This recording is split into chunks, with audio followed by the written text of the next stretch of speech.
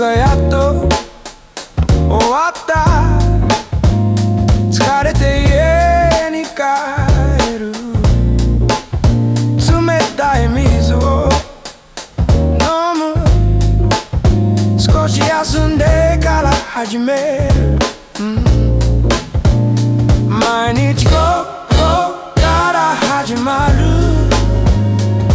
終わってから休む。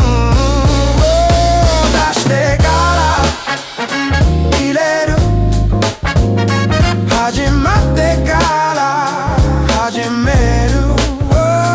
やっと終わる。やめないで続けて。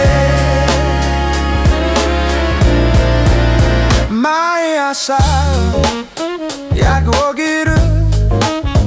ご飯を食べて学校に行く。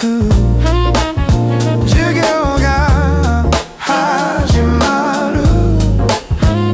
カバンに本を入れる。毎日ここから始まる。終わってから休む。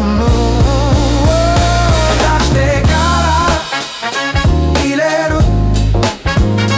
始まってから始める。やっと終わる。やめないで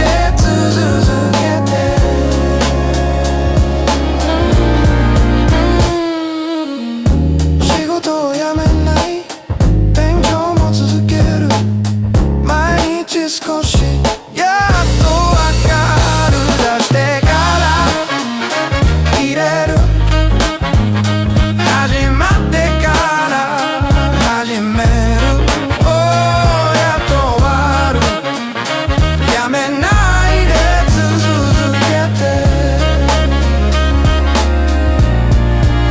始めてから続けて。終わってから帰る。また明日始まる。